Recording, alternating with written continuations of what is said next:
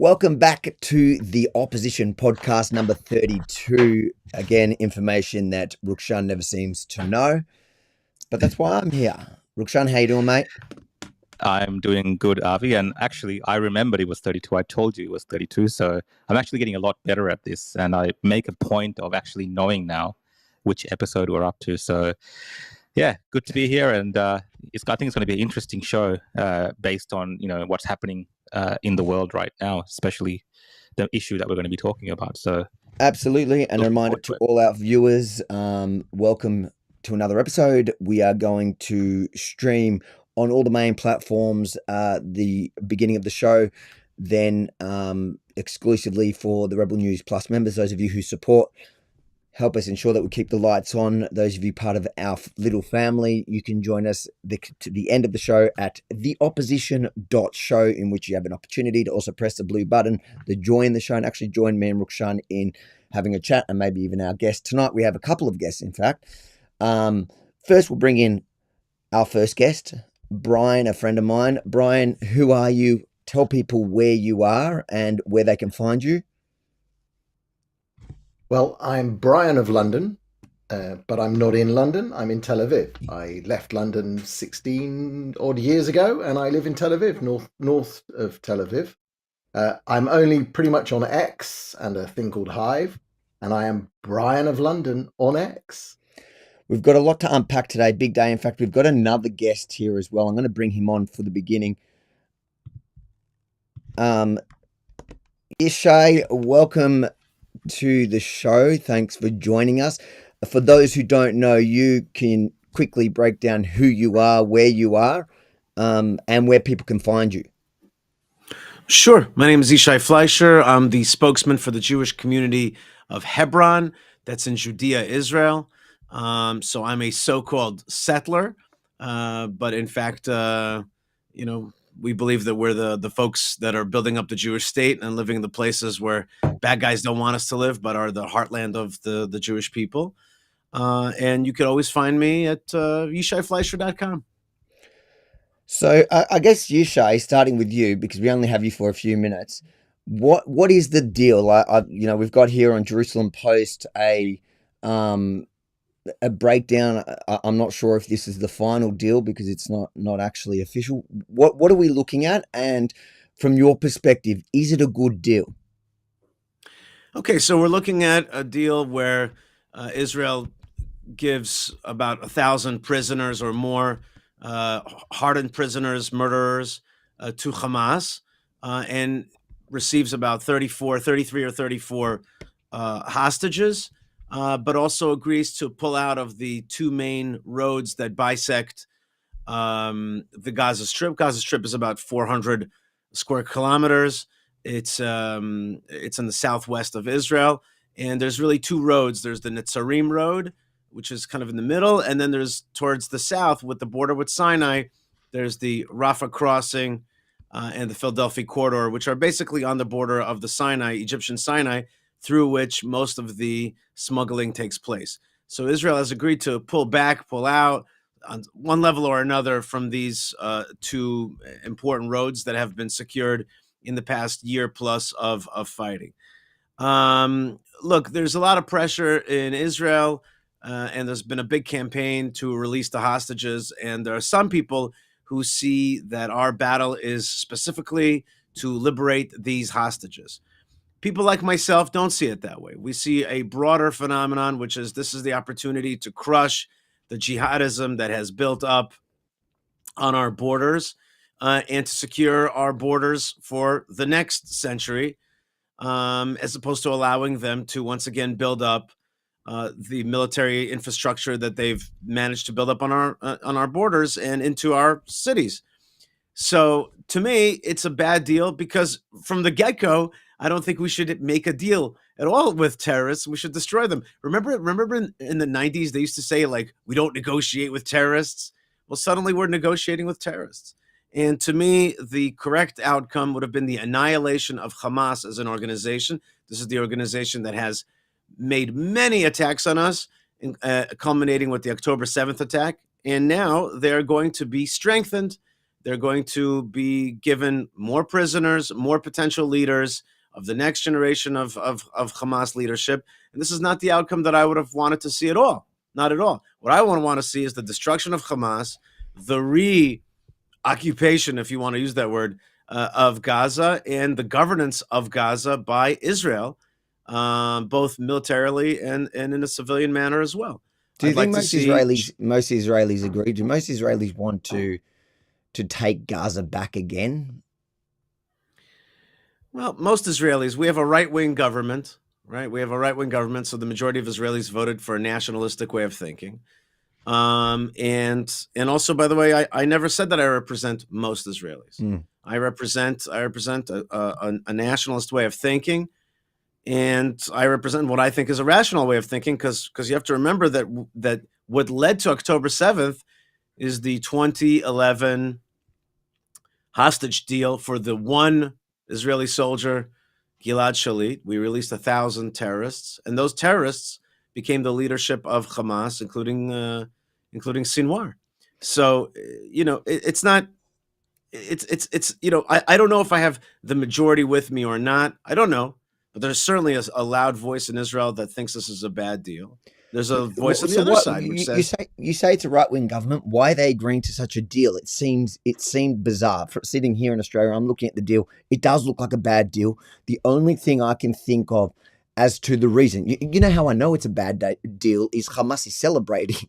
The entire anti-Israel movement is celebrating. The only people who seem to be somber are Jews around the world and Israel, and they're being mocked for it. So why is Israel agreeing to this now? The only justification I could think of is they're buying time to get into the Trump presidency. Trump has talked real tough. They want to get a few hostages back, and then they're going to come in after the ceasefire period, and they're going to finish the war as they promised to finish Hamas in the beginning. Is that what they're doing? And is it really worth it with 1,300 or whatever amount of terrorists are going to release back? Avi, it's not always easy to explain sociological phenomena, in a program like this. To understand Israeli decision making is it's not always the math that is logical that is followed. Israel, in many ways, has a consensus style government. We have a coalition style government, and that means that there's a lot of different parties that sit within a so-called right-wing government. Israel is a family country, which therefore the hostages, it hurts more than it might hurt in a country that's less familial. Israel is a country that has not issued, our leadership has not issued a grand vision of how they see the borders of Israel. We have borders that are not set yet. So to me, I already knew that this kind of thing was coming because Netanyahu never issued a vision for how he saw the future of Gaza in the first place. It just was like, we're fighting against the bad guys, but he never said we're going to retake it. He never said we're going to repopulate it. But he did make it clear that he did make it clear that victory was no Hamas and all the hostages home. Well, according to this deal, if this really is the final ceasefire, there is Hamas at the end of the day. Yes, they've lost a lot of their capabilities. Iran's weakened. The leadership's gone, but Hamas is still there. That's right.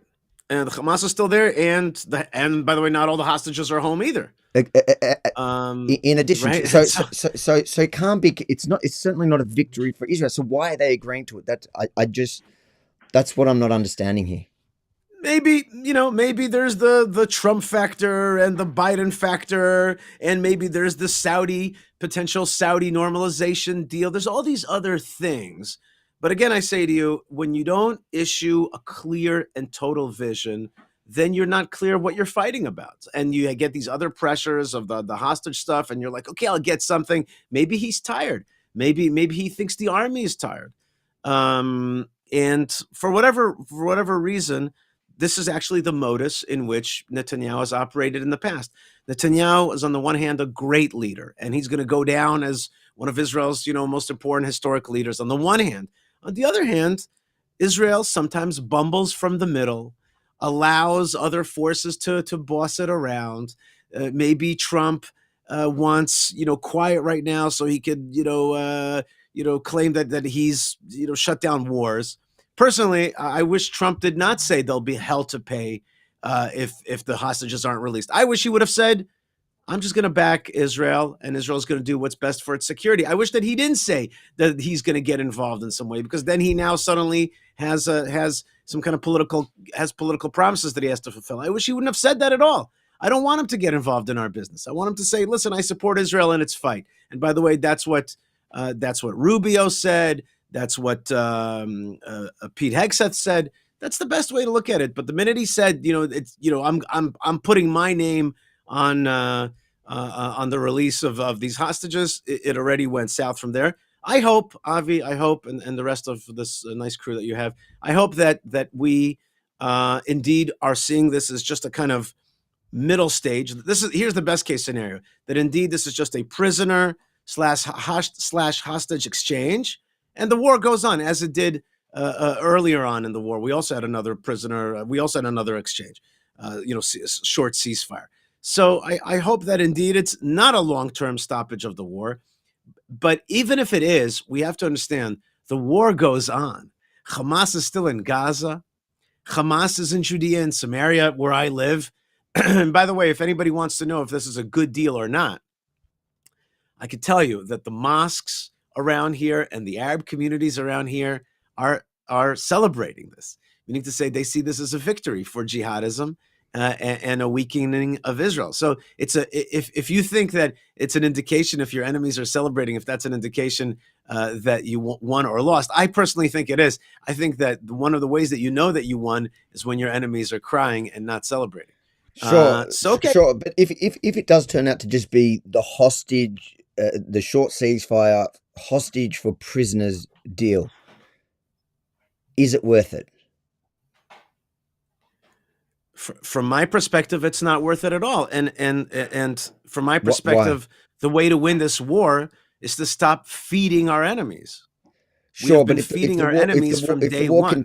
If the war continues after the fact and Israel manages to successfully mission accomplish wipe Hamas out of control of Gaza, but they manage through this step to secure, I think they're saying it's 23 or 24 live hostages, which they may not have gotten at the end.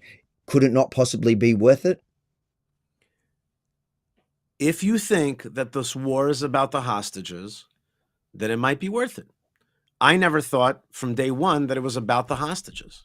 I thought the hostages were just an element of the war against Israel. Hamas has said from the get-go that this was their strategy in order to weaken Israel. I never thought from day one that this was about the hostages, and I argued that we should fight this war as though there are no hostages, as though they are dead.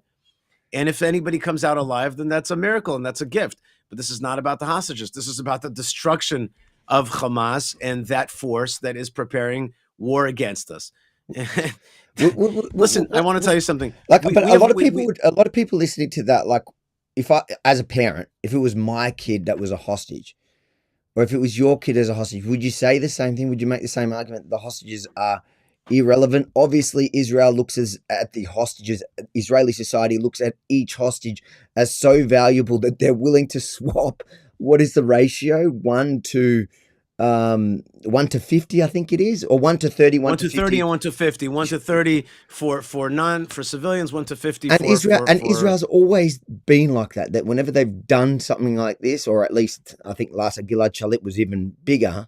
That's right. So that's how valuable Israeli life is to the Israeli population. Is it? Saying that the hostages are kind of irrelevant. Would you say that if it was one of your kids, Chas v'shalom?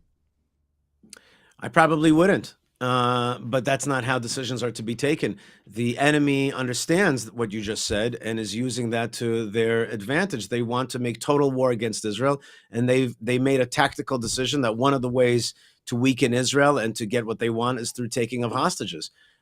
It's really a question of a long-term approach. It's short-sighted to see this war is about releasing these hostages when what we're doing now is allowing for Hamas to be able to take hostages in the future. I'm concerned about hostages, i.e. those hostages that will be taken next time. because you are now empowering Hamas to continue to have world support, to have jihadist support, to hold on to Gaza, to build their tunnels. So, you asked me the question, if I was a parent, okay, you're a parent, you have to secure the safety of your child, but that's not how a state makes policy decisions. We've got to look at the long term, and the long term here is this deal gives Hamas strength, and therefore people will die in the long run. So that's the way I'm thinking about it in terms of policy decisions.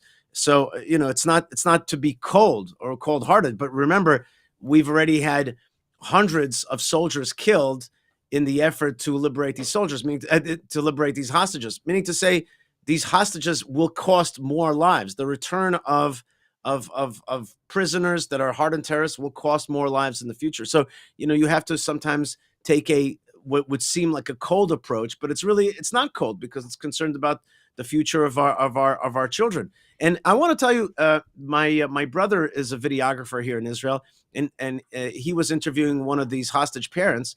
And after the camera was turned off, the parent said to my brother, I wish that they would just tell me that my son is like a kadosh, is like a holy, is like a martyr, but they'll do everything to destroy these people so that they'll never be able to do it again. Meaning to say that we can't fight a war on the terms that the enemy wants us to fight. That the enemy is smart and wants us to fight and to weaken us, and they're getting what they want in this war. We can't have that. Yujay, thanks for your time. I know you got to run. I hope you're wrong. I hope that I hope that Hamas actually doesn't gain out of it, because after all, Israel actually does finish the job and mission accomplished, and all this is a one stop on the way where we managed to save at least 23 of the hostages that I can't imagine what they've been through in the last almost 15 months now. Avi, I want you to know that I hope I'd be happy if you were right. Experience shows us that returning terrorists in the end, backfires. But I want you to also remember, Avi, for me, Hamas is not something far away. I live here. I have to, after this interview, I got to get driving to Hebron, where I work. It's a Hamas-controlled city. I have to live with these people. Yeah. I have to live. This is a real thing. You know what's interesting? Whenever I get into debates on the streets here about Hamas, and then they always bring up the fact that in the West Bank, why is Israel attacking places in the West Bank? There's no Hamas in the West Bank. And I often think about your area, and people don't realize that even though the West Bank is officially ruled by the Palestinian Authority, there is actually Hamas on the ground in the West Bank as well. And your Hebron isn't it controlled by Hamas kind of local gangs or something similar to that? Hamas is the main spiritual mindset of Hebron. And I want you to remember that the Palestinian Authority and Hamas are two sides of the same coin. It's just a different presentation, but it's really the same damn thing. They both are committed to the annihilation of the Jewish state. And remember, the PA, the Palestinian Authority, is paying the Hamas terrorists of October 7th. So they're really in cahoots. It's one and the same thing, and splitting those hairs is to our detriment because it confuses us. The bottom line, they're the same thing. And so all I mean to say is, when you ask me as if I was a parent to one of these hostages, I am a hostage.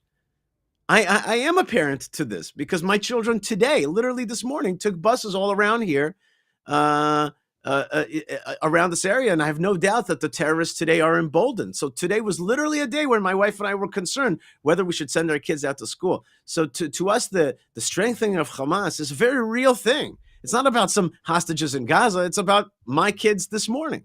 So that's a reality that we face, and therefore we believe that it's time to terminate these people, terminate this ideology, push back against it. And I'll just want to finish with this. October the 7th is a horrific massacre, but it's also an opportunity.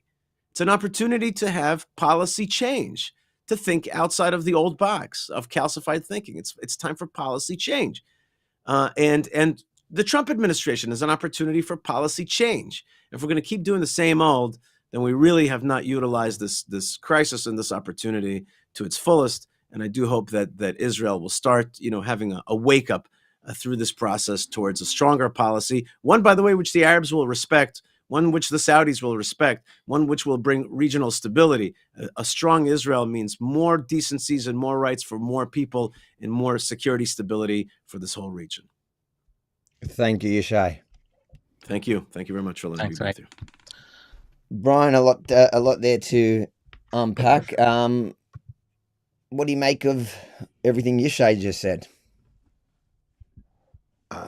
Well, this isn't going to be one of those opposition podcasts where you bring on another guest who then disagrees with the first one, because I'm pretty much there with him in spirit. I don't live in Hebron, but I've visited with Yishai before. Everything he says is correct. Perhaps I'll delve into this mindset of Israelis, because I do live in, I live in the liberal land. I live in the heart of, on the fringes of the left wing Tel Aviv bubble, the gay capital of and Middle East. Yeah, gay. Everything is, Israel. So it's hard for people, but it's like for Americans, it's the difference between, the state, Upper East Side or Upper West Side New York and rural Ohio. It's Israel is really politically split, but I mean, ever since October the 7th, a great many more people are very much more realistic about who it is and what we are fighting against. And Isha is correct. I'm also a hardliner to a degree. I don't see much difference between the Palestinian Authority and Hamas. It's just a branding difference. It's all the same underlying ideology. They all teach their kids to hate Jews. We've got generations. We gave up schools. Part of Oslo, back in the mid-90s, 1993, we gave the Palestinian Authority, which was Yasser Arafat at the time, we gave them control of the schools and the mosques, and we allowed them to teach whatever they wanted to their kids. And when we look in the textbooks that UNRWA, this United Nations agency, use, when we look at those, the examples in the maths textbooks are, if I've got 20 Jews in front of me and I kill 15, how many are left to kill? Those are literally in their textbooks. We can't expect that to change. And so, we've fought now 15 months or whatever it is. And this thing of the hostage families, they make an enormous amount of noise. They have their demonstrations non-stop in Tel Aviv, not far from me. The neighbor downstairs goes to them. Sometimes my wife goes to them. But you can't help but feel for them. But as Yishai says, we cannot run this country and the security of all of us based on that. And this negotiating with terrorists is just a bad thing, full stop. And we've been forced into it, maybe by our own weaknesses. We don't have the military-industrial power that we should have had. We decided under various premiers, including Netanyahu, to rely on America too much. So, they've had us in a chokehold ever since October the 7th. We haven't got the bombs that we need. So now we're starting to make them. It's all a big... I'm trying to be confusing because I want to convey to you the internal confusions that everyone feels. We all plant ourselves on one point in this, but it's not easy. And the hostages it's always been there. There are two massive strengths that Hamas have exploited. Number one actually is our unwillingness to kill their civilians deliberately. And number two is the hostage thing. They know that those are the two greatest weaknesses we have. We will do almost anything to get hostages back, and we will do almost anything to avoid unnecessary civilian death. So that's what they use. They bury everything under civilians, and they want the pictures. And it's worked.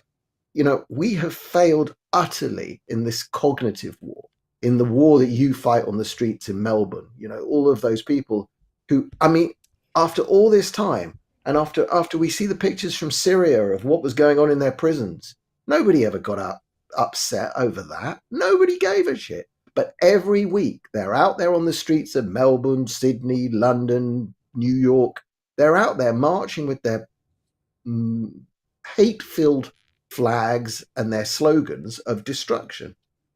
I'm a word salad today. It's all I can hope is that the deal isn't as bad, or that we don't go as far along the deal as it's left to be. Let's look at let's see what the phases are. So the key terms of the possible. This is from the Jerusalem Post. Phase 1, 33 hostages released. Well, this is old because I think they confirmed it's already. 23 alive is the last. Yeah, 23 alive. So this is from earlier today, but they haven't updated their site yet. IDF begins staged withdrawal, keeping a Gaza security perimeter. Terrorists with life sentences to be released, excluding October 7 Nakba fighters. Last 42 days, some IDF presence in the Philadelphia corridor. Okay, that's the phase we're talking about on Sunday. I do not, and the other thing I'll note is that when I woke up this morning, I'm still seeing posts on X that Netanyahu has not gone in front of the cameras and said this deal is done. Yeah, and he has not posted on X this deal is done. Everybody else, I can't see him backing away now when both Biden and Trump are fighting over who takes the credit for it. So is he just waiting for? I can't see him backing away, but I can see Hamas. If Hamas have not agreed, and I think Philadelphia is. I mean, the one thing I've seen from Netanyahu is saying Philadelphia is not going to be left alone. Sure. Look, these are the terms that are being published without like you said, there hasn't been an official statement from government, and no one's got the official terms. In fact, I think he made the point that he's not going to put anything out until it's signed by all parties. Mm-hmm. But let's say that this is generally the terms. I can see phase 1 happening. Sure, that's for now. I can't see phase 2 talks or more hostage releases and further withdrawals start on day 16. Security protocols for Palestinian returnees to northern Gaza. What they're saying also is that the prisoners being released, from what I understand, is ones with no blood on their hands. Is that right? So it's like no. The first one I saw numbers of 200 murderers. 200. Okay. And I've already seen. Look, the prisoners. It used to be that releasing these prisoners was the worst thing we could possibly do. You know what I love is, look at this comment. I love the internet where Israel already broke the ceasefire.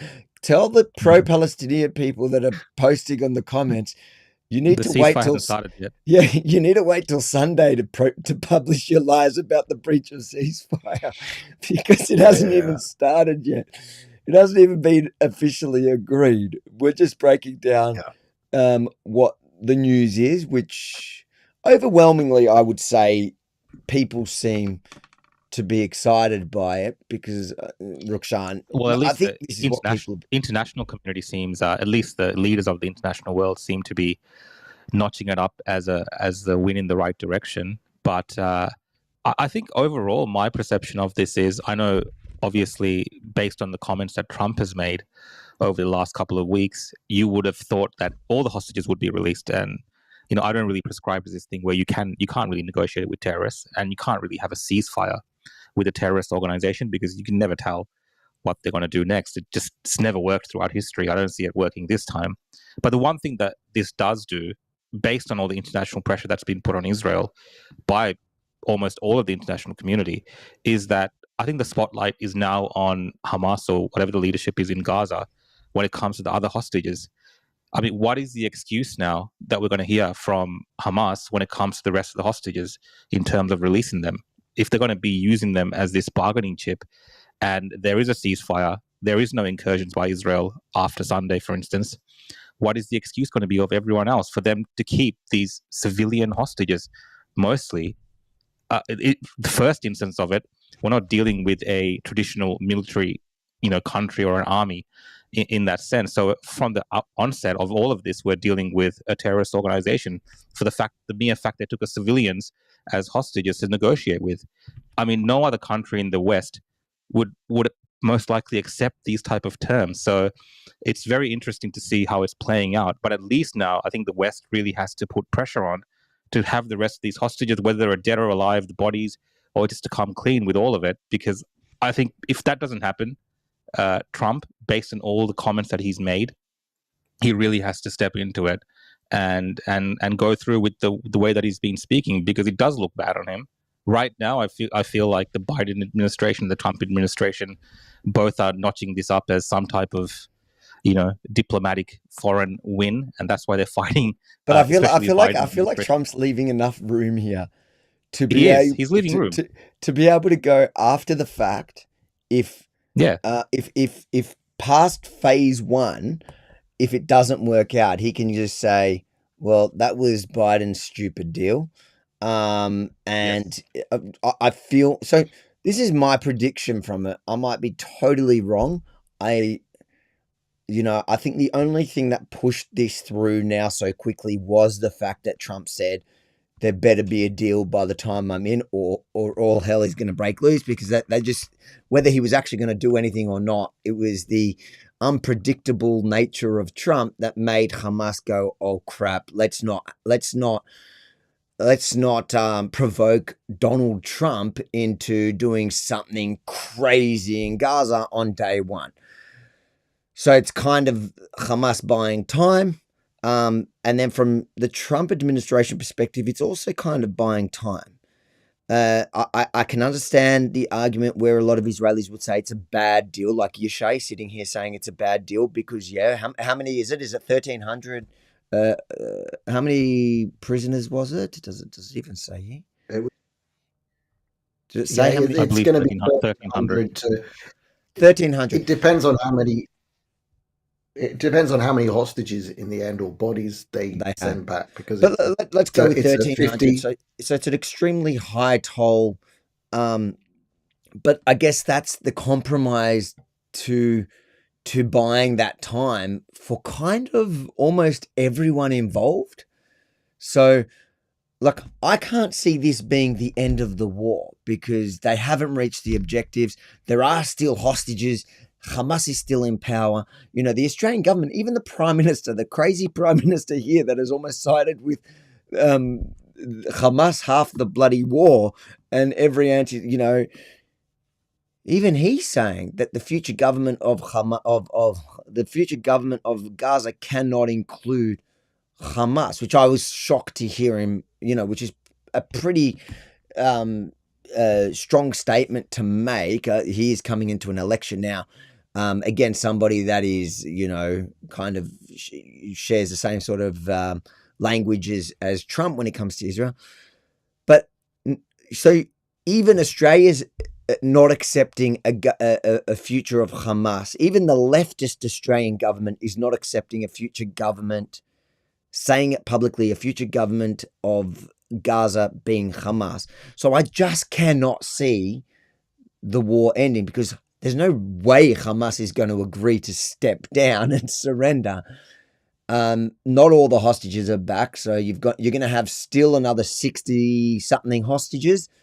So I do not see this. Am I wrong? Am I reading this wrong, Brian? Okay, let's sort of go a bit bigger. We're still in a war with Iran. The Houthis woke me up the night before last, and a gigantic piece of one of the your people, exactly. It's your fault.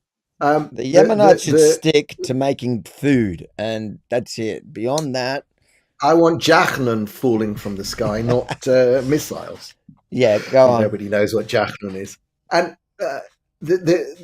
so the Houthis, and apparently now the Houthis have immediately said, "Oh, we're going to stop shooting." But still, they need to be punished. They've been shutting shipping lanes for a year and a half. They really need to be hit. And Israel can't do that. We just, we can fly down there.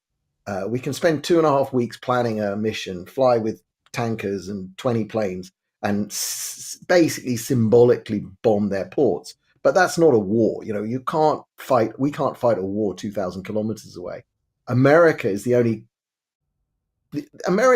the only power projector. The Russians, even the Chinese, they can't do what America can do. Iran is still sitting there with nuclear facilities. And I want to tell you a little story. If I can see something going on in the background with Netanyahu, I think it's this. We just released, like a week and a half ago, 2 weeks ago, we told the world about this operation that the IDF did in Syria in September, before the pagers and before the assassination of Nasrallah, and long before Syria, long before Assad fell. The IDF flew with 120 special forces, who, by the way, half of them were reserves, which blows my mind that they've got like 35-year-old reservists who go back, and then they're special forces, and they go and do like one of the most amazing raids Israel's ever done, by the sounds of things. We fly up, and it's northern Syria. We have to fly up the coast in helicopters, 4 big helicopters, dozens of fighter jets covering the area. We bomb the whole surrounds to kind of act as a decoy. And then these 4 helicopters fly in from the coast between a Russian naval base and a Russian air base, flying in at 60 meters altitude, where anybody with an RPG seeing these helicopters go by at 3 a.m. could take a pot shot at them. Each helicopter's got 50 or 60 people in it. They land. They spend 30 minutes breaking the door down to like a mountain. They go into the mountain where there's a rocket factory, and they place charges on the rocket fuel mixing equipment, which are these things called planar mixers. They're also the same things that we blew up in Iran when we bombed Iran a few months ago. And the reason we had to go there and do it on the ground was clearly this thing's built in a mountain, and we couldn't do it from the air. And what that tells me is that this little missile factory was built for the Syrians by Iran to supply missiles to Hezbollah. And whatever they built in Syria is going to be like a kindergarten compared to what they've got in Iran. The number of people guarding it, the size of the facilities, the depth under the mountains, those kind of. And what this tells me is that, yeah, we can fly with helicopters to Syria. The geography. It's tiny, this place. You can fly up the coast for half an hour and then turn right and go in. We can't do that to Iran. The last time anybody tried to fly helicopters into Iran was Carter trying to rescue their hostages from Tehran, and that ended in a catastrophe in the desert. Nobody is going to be able to put ground forces next to the Iranian nuclear facilities. And the simple fact is, nobody except the Americans has got the bombs and the B-52s and the B-2s and whatever else they've got that's new to blow up Iran's nuclear facilities that are buried underground. Israel doesn't have the ability to do it. Well, we do, probably, maybe. But nobody wants to talk about the one way in which Israel could do it. And so the only thing I can think going on in the background is that we are trading now, hopefully for just a temporary ceasefire to get back 23 living people and some bodies. And we will go back to war in Gaza. We might have to go back to war in Lebanon, though it looks like Hezbollah are really kind of unable to recover. But the big thing is we still have to take care of a nuclear missile from Iran. We can't let that happen. And only America has got the firepower that can be flown around the world to do it. I tend to agree. I don't know exactly what.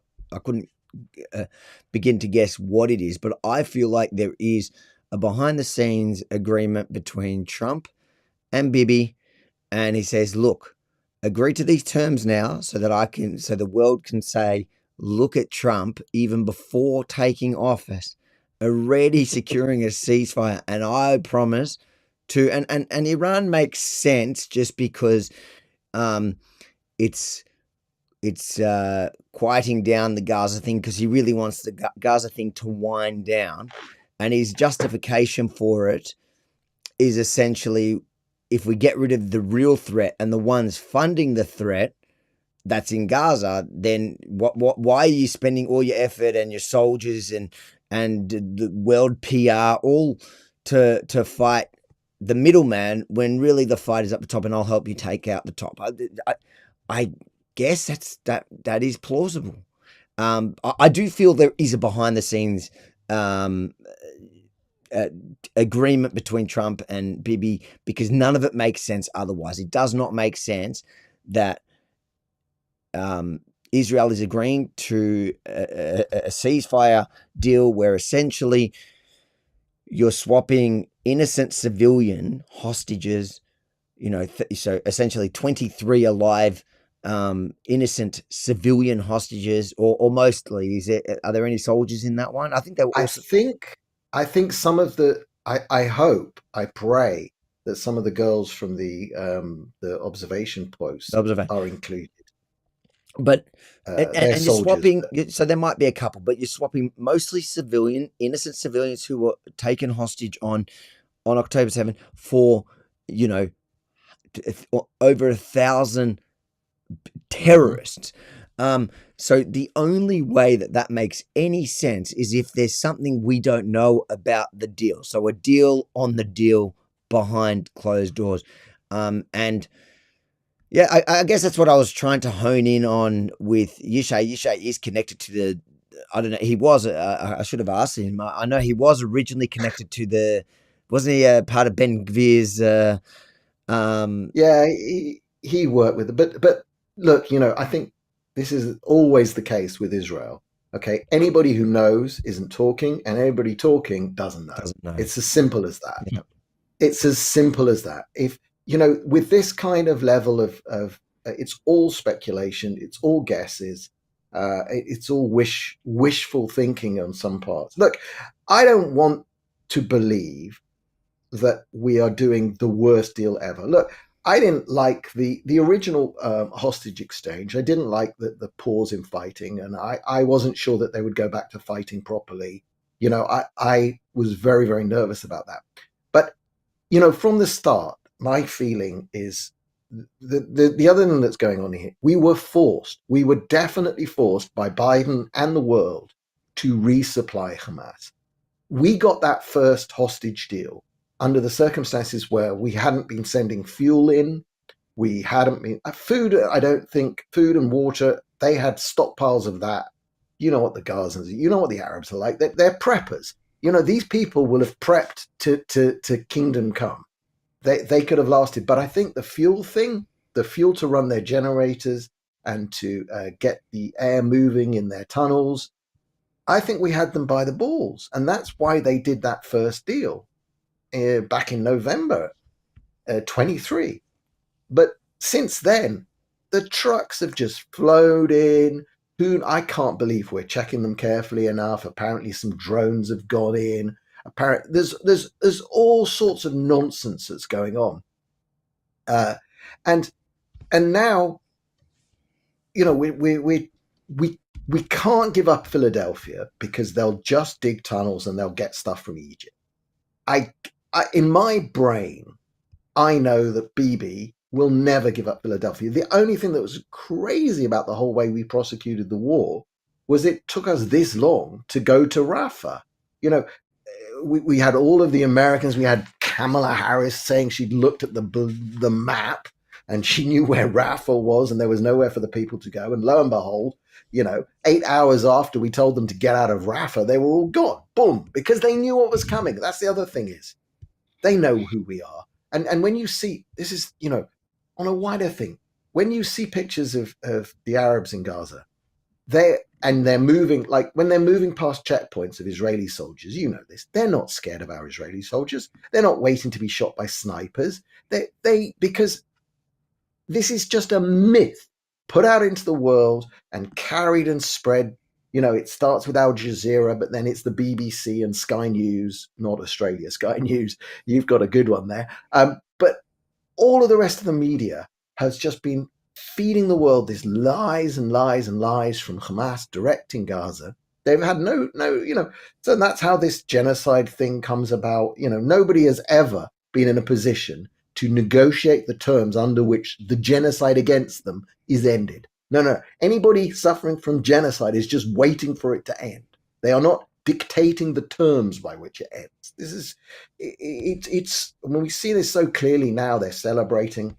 Well, yeah, I've got here terrible. A couple things. I've got a couple things here that I brought on screen.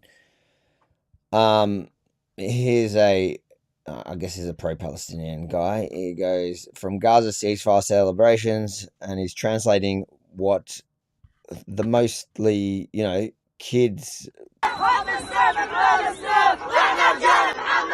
And he says, and the translation that he's got. And look at the name, the Men of Mohammed Daif. Now, he was the military commander that we killed with like a massive amount of bombs. And it took weeks to determine that he had died in a compound that we just dropped like 15 bombs. Yeah, put the sword against the sword. We are those are words from the Quran. This is, this is. This is the reaction. This is the reaction to the announcement of the ceasefire. What do you make of that, Rukshan? And in fact, there's another one here, for example, Bayan. Yeah, show that one as well. Yeah, so this one's a Palestinian feminist journalist. She's got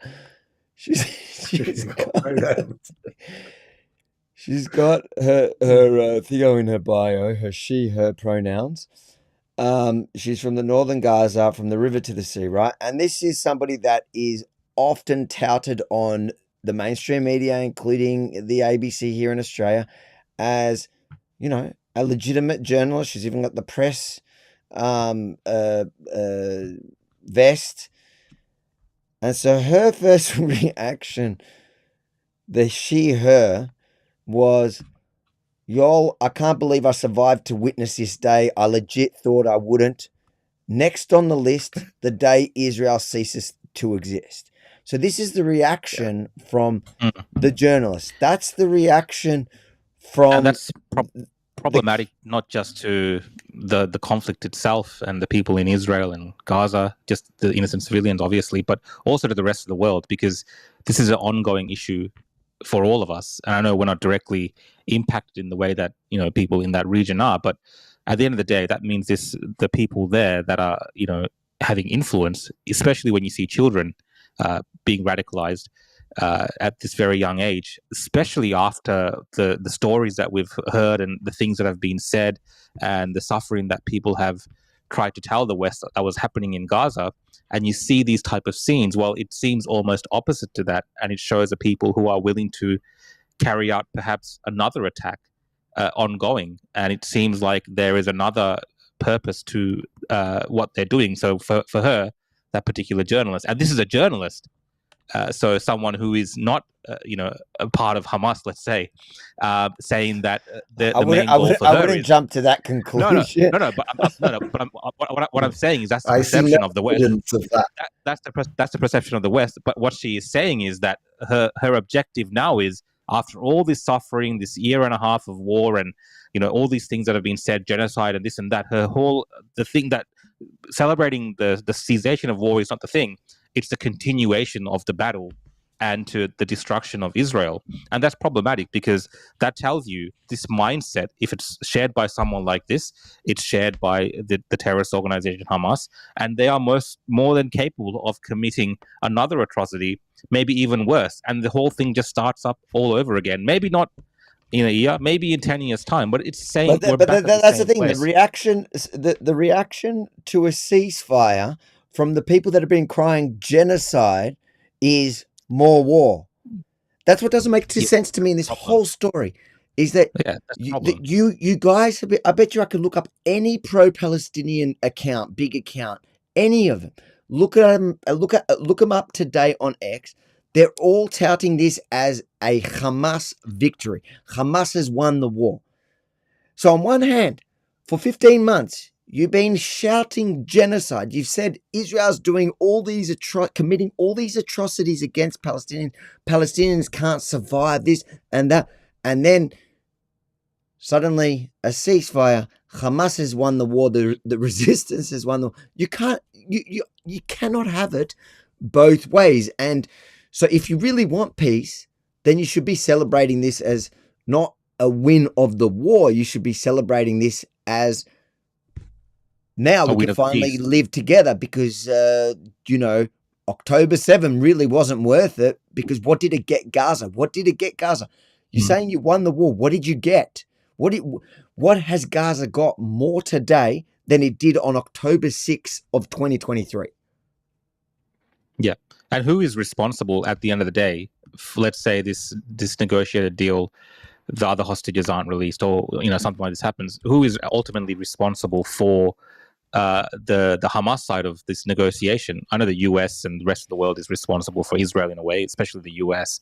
But in terms of Hamas, who is actually responsible for them reneging on this? And what are their promises to the rest of the world of de-radicalizing the people of Gaza against this happening in the future again? Like, if those things are not happening, this in no way is a good deal. So that's why, supporting what Trump was originally saying in terms of all hell to pay, all hostages removed, that is really what you need in a situation like this. You can't have this ongoing thing where terrorism is rewarded, because it just happens again. So, it's really yet to be seen what type of ceasefire this really is.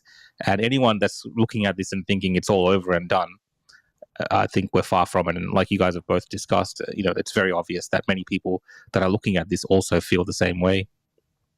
Yeah, it's let's discuss what would actually victory look like from an Israeli point of view, and what can you do to deter these people? As far as I'm concerned, death, they're not interested. They don't care about the death of their people. Okay, they're martyrs. They're glorious martyrs. It doesn't matter how many. So that was never that.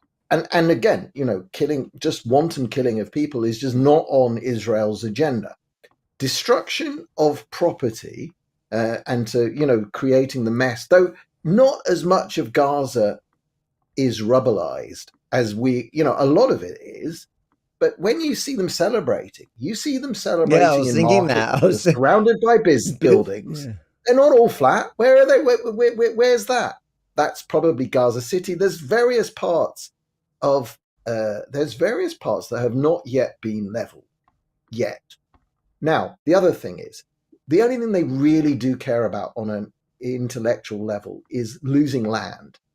Now, we've taken, I don't know, according to this deal, it says 700 meters. I don't think that's enough. I think we should have taken at least a kilometer, maybe more. As far as I'm concerned, the only way we could have fought this battle better, we could have fought this battle better in a lot of ways, sort of on the technical side of holding ground and not giving it back and so on. But we should have been absolutely level set clear that each day that goes by, for each hostage that isn't released, we take another 10 meters and another 10 meters. And we just start going probably from the top down, because as far as I'm concerned, northern Gaza should be the Trump golf course resort. We only actually have one golf course in the whole of Israel. This might come as a surprise, because all over the world, Florida, I know in Sydney, the Jews have got the nicest golf course. The Jewish clubs are very famous. But in Israel, there is one golf course in Caesarea, near where Bibi has his sort of weekend home, and that's it. One golf course. There's a country of 10 million people here, 7 or 8 million Jews, and we've only got one golf course. This is crazy. Northern Gaza should be a golf course. I'd hand it over to Trump, but we didn't do that. We didn't say the cost of you doing October the 7th is that Gaza Strip gets smaller. We should have been absolutely upfront, and it should have got smaller every single day that went by with them holding hostages. The cost of a hostage should have been another meter of land. We didn't do that, and now we're going to give back the corridors that we're talking about. They are land, but we are not talking about occupying them indefinitely. Again, another strategic failure. And this is the thing that let me ask you something. I personally don't like. I know Yushay said it, and that obviously suits his particular ideology.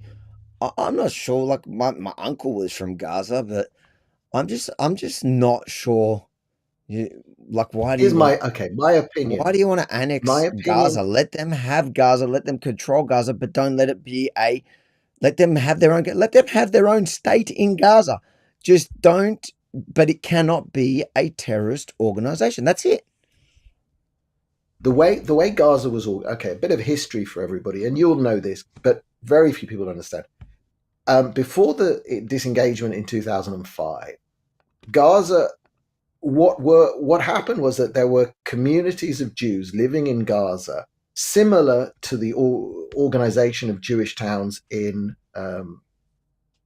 Judea, Samaria, West Bank, as it's badly known. So it was a mix, and these Jewish communities they held important points. So they did act as along this corridor that we now call the Netzarim corridor. There was a settlement there, and that kind of cut the strip in half and allowed some control over movement north and south. The main roads were guarded. And again, there was things in the south, and there were settlements along the coast in the north. I don't think we should go back to that kind of mixed up, a bit like the West Bank, to be integrated. We shouldn't ever do that. That's just nonsense. But what we should do is just draw a line across the top and say, no, sorry, this is going back to us. And but why? What do we get out of doing that? We humiliate them. We get the one thing from them that causes them pain. Killing them doesn't cause them pain. Making them so-called suffer genocide, they don't care. They want that. But taking away land is a humiliation. When you say they, are you talking about Hamas and anyone that's and even if it's a majority as many polls do, but anyone that sympathizes with Hamas and supports that, or are you talking about it's a deterrent for the Palestinian people in general? I just don't see the value in it. Like, I get what you're trying to say. I from a strategic point of view, definitely the kind of West Bank style setup in Gaza makes no sense. The reason why the West Bank is or Judea and Samaria is a bit more complicated is because there is actual, history, Jewish history. In fact, out of the entire land of Israel, we have to be in Hebron. That's the argument from at least a religious perspective. Judea and Samaria is where almost all the history's in. A lot of the other parts of Israel are kind of not that important to, Tel Aviv, what's in Tel Aviv, for example. So, and I think humiliating people, people now for generations, it's in itself is not a good enough reason. You're westernized now, Avi. Your family, this is what 1,000 years of living under Muslim rule did. Muslim rule of Jews is dimification. The only way to do it back, we will never get peace, but we can have quiet if we humiliate them. I'm afraid that I don't know. I feel like the and this is probably since the Abraham Accords, I can see a better way forward is creating actual real allies like the UAE, creating real allies in the Middle East that firstly... Are the people our allies or just the leaders? You see, this is it. The You UAE. can do this. The The UAE, but UAE? it's yes. But Is the have you whole been? Have you been? population Have you been liking to the Jews now? UAE? Have you been to the UAE? No, I'll, no. I'm too I'll scared. tell you now. And the UAE is the one thing that is. Hold on 1 second. I've got to delay. Sorry, this is the one thing I knew might happen. We've lost I think a delivery our. came or something. What is that? Yeah, delivery. Delivery came. What Look, is it's it? very interesting hearing both your perspectives and listening in on it. The thing is, Sorry. We knew this episode you were going to be nice and quiet. I was going to be quiet this episode. I'll be back, but let's keep going. Oh, he did say delivery. That was pretty good, Rukshan. Yeah, delivery. So the UAE, I'd say the UAE has changed my position on everything, and including the Abraham Accords itself, because I don't necessarily believe that this is applicable to the rest of the Abraham Accord signatories. I think you might be right when it comes to that, like changing the mindset of the people is hard. The UAE specifically, I've got to say that it is, and up until one Jew was recently abducted and killed. But having said that, it wasn't the UAE. Probably by Iran. Yeah, it wasn't the UAE, and it wasn't an Emirati. It was outside. It was outside forces, right? So what I'm saying to you is, in the UAE, walking around with a proud Israel, Star of David, today, anywhere in the world, you can't show me a place that I would feel safer to do it. Okay, and I've been there with the Israeli flag tattoos or shirts, and I'm telling you, not only is it genuine that they respected you, they respect you, and they're like, oh, there's a mutual respect there in a people that do recognize success and education. So there is a problem in the Arab world that and in the in the Arab world itself. So you have the UAE, which is like the classy kind of Arabs, which kind of Saudis, and I don't know. I think the Qataris probably also fall in that to a degree, but I don't know the Qatar. I haven't been to Qatar, but the UAE, specifically, and I'm talking about like if you're comparing it within the Arab world, how that kind of see each other. The Palestinians are like the bottom. They're like, even like, I know a lot about. I have Arab family. Like so Arabs are, they've got when they look at Palestinians, like they don't even want to marry. Like Lebanese people don't want to marry Palestinians. Of course not. But the Palestinians were created that way.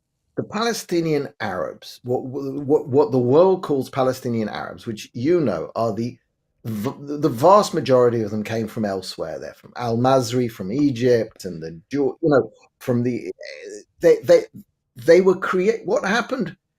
It goes back to this inversion that basically, it's my belief that the Arabs, in conjunction with the Soviet Union, invented this Palestinian national cause. Sure. First, they tried to destroy us with the Arab armies, but the side effect of that is you created the worst. Arabs are very hierarchical. It's men above, it's Arab men above women. Right down to the blacks, and even if you convert to Islam, if you're a black African, you're going to be treated really bad. Sure, but you have class systems other places in the world, but there's certainly a class system there, right? And I'm grateful, and it's wonderful that the UAE has maybe changed the attitudes and I've got on my desk here now, I've got Muhammad's Quran written by Tommy, the man who I can't name. But my point being, it's in this. But my point being that there is I do see a way. So there is a place where it can work. It just means you need to not shame. What was the word you used?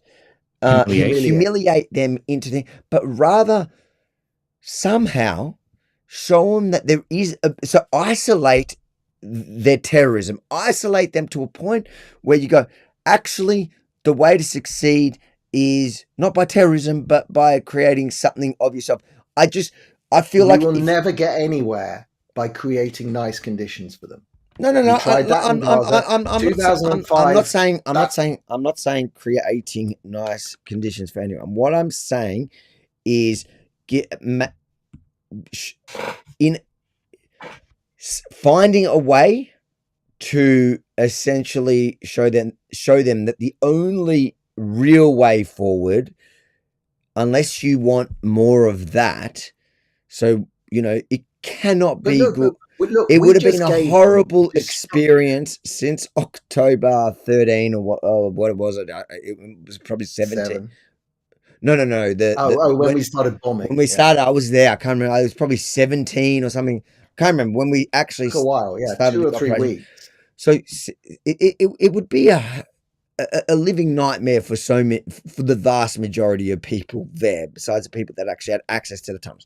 So you need to somehow reach the minds and hearts of people and go to them. There is a viable, better option.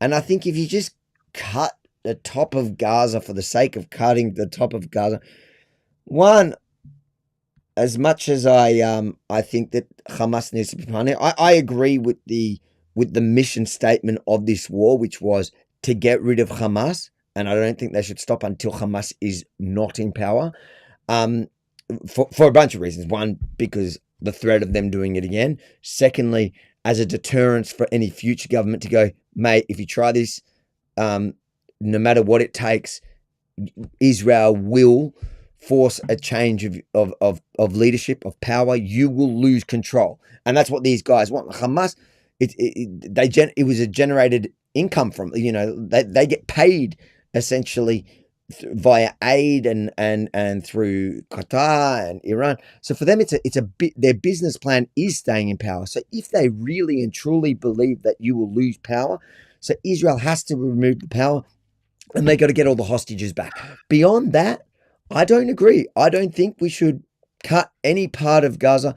I think that we should find clever ways to try, maybe fail and fail again and fail again, all while ensuring Hamas is not in power and that they don't have any of our hostages. You got to make it not worth ever break. I don't think Hamas on October 7 believed that we would be now in January of 2025 and the carnage on Gaza. I don't think that they saw that coming. That Yahya Sinwar is dead. That what's his name is dead. That all the leaders of Hamas is dead. The leaders of Hezbollah is dead. Like, I don't think they ever imagined their wildest dream will be here. But I also don't think they imagined having the success that they had on October 7 itself. So, but yeah.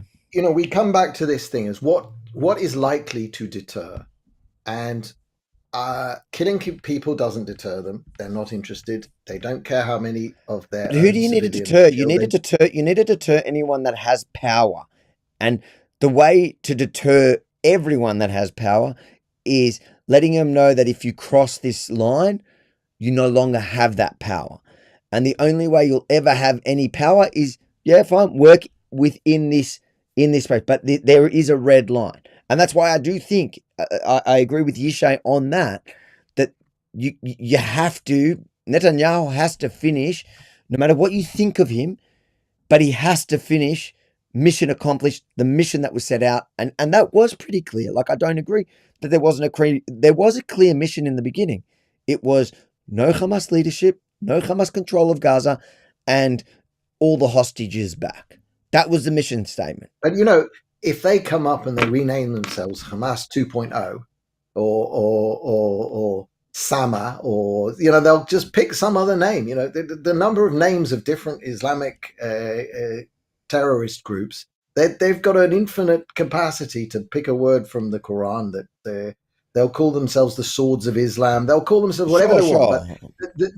But as far as I can see, in all of our wars, the only thing that's ever actually upset the other side was the taking of land. and because they really do not value their own lives. They don't value their lives. They don't value the lives of their children. They don't care. They put them forward to be killed. What do you reckon, Rukshan? Yeah, I mean, we kind of had a similar situation in Sri Lanka, a 25-year-old civil war, and there was ceasefires and peace deals and negotiated peace and all these kind of things, and it always kept flaring up. They kept coming back during ceasefires and suicide bombings, and hundreds of thousands of people died because of that. And it wasn't really till the government actually took a stance, and it was very controversial at the time, and a lot of people claimed genocide and all these similar things that you guys are talking about as well. But they actually just went ahead and finished it off and got rid of the terrorist element that was there, the LTTE. And at the start there was a lot of controversy, but over time, as a country, as a people, it's led to a period of great peace and stability without having war. So I see it from that sense that you can't really have a terrorist force, especially even if they're changing their names and you kind of know that this is happening, radicalizing the next generation. I agree. So the answer to Brian's issue is just no terrorist control in Gaza. No, exactly. You can't have that terrorist force. You can't have kids walking around with guns. Like if we're still getting images like that out of Gaza as an international community, it has to be condemned.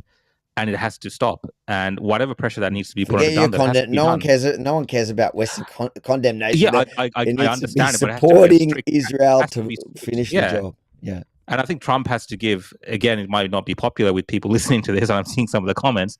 But Trump has, if this happens again, Trump has to give the green light for it to be finished, especially during this period of time. I think he will. Honestly, my prediction, if I have to make a prediction, and it's sad that that's the case. It's sad that that's the case because there will be more civilian suffering. But if the other side, like Brian is saying, does not care or value human life, unfortunately, they're putting their people in that situation. And you cannot have a situation where 10 years from now, another incursion happens, they kidnap and take another 20, 30 hostages or more than that next time. And we're back at square one again. It's just ridiculous. You can't continue to live like this. And it's not good for the people of Gaza. It's not good for Palestinians. And it's not good for Israelis. And it's crap for the rest of the world. It has to look at this issue all the time. So I would love to see a proper, complete resolution to this. 2 states, 1 state, I don't really care. And I think as an outsider, that's my perception of it. And I know I'm simplifying it a lot and people might find it offensive, but you can't, it's just crazy. And this just goes on. And, I think maybe I'm just fed up with all of it as well. So it's just ridiculous. On this note, what I think we'll do quickly is just spend maybe 5 or 10 minutes on platforms where I know Brian's busting to show us the book and tell us a bit of why he has so little faith. But I just don't. I think everyone's getting nuked on mainstream platforms. So guys, what we're going to do quickly for those of you that want to hear what you can't hear on the mainstream platforms, because as much as you think the Jews control everything, I guarantee you, before all these people crying censorship on Twitter because apparently the Jews control everything, and on Facebook, you got to remember, I'm banned off Facebook personally for I'm not allowed to have a Facebook page in my name. Banned on Facebook, and demonetized on YouTube, and shadow banned even our Facebook Rebel News pages. Because we've ever discussed these issues. So yes, no, we don't have a special protection. So what we're going to do quickly, we'll spend maybe 10 minutes talking about that on Rumble. So you can go to the Rebel News Rumble channel, or you can go to mine or Rukshan's X. The video will stay live there, or you can go to theopposition.show. And to view it there, you have to, you'll see, go to theopposition.show. That's what you type into the search thing, not .com or anything. So it's theopposition.show, and it'll take you to the landing page in which you click this episode. And to be able to view it and to be able to actually come on to the conversation, you need to actually be a Rebel News Plus member, a subscriber. That helps us cover all the costs at Rebel News. Plus, you get all the access to all the documentaries, including my documentary, upcoming documentary, and all the other great stuff on Rebel News. You can check it out, rebelnewsplus.com. It's a subscription-based thing that also hopefully allows, as we grow the group, we'll have a lot more interactive shows. So that's on Thursday night and Tuesday nights on my Yemeni podcast, which is always way better. The Yemeni Report, that's always way better than any of Rukshan's shows. Guys, so what we're going to do now quickly is Brian, before we move over to the those channels, can Brian and Rukshan, start with Brian, let us know where people can find you. The main place is Twitter, X now. I was banned for a year for saying, now write it out 100 times or I'll cut your balls off, but I got my account back and under Elon. And I'm on a thing called Hive, but find me from Brian of London on X, and that's the one place. That's my center. Rukshan, where can people find you? Yeah, guys, you can find me at The Real Rukshan on X, Facebook, YouTube, Instagram, and Odyssey. Also at my website, www.realrukshan.com. Thanks for joining in for the Opposition Podcasting, guys. I did get to relax today and just listen in and listen to these perspectives and views. So it was he was just scared shitless to talk. No, I mean, there's not much. He was reading all the hateful comments. I was reading the comments. Yeah, there's so much hateful comments towards me. And Rukshan, is it worth it being controlled by the Zionists?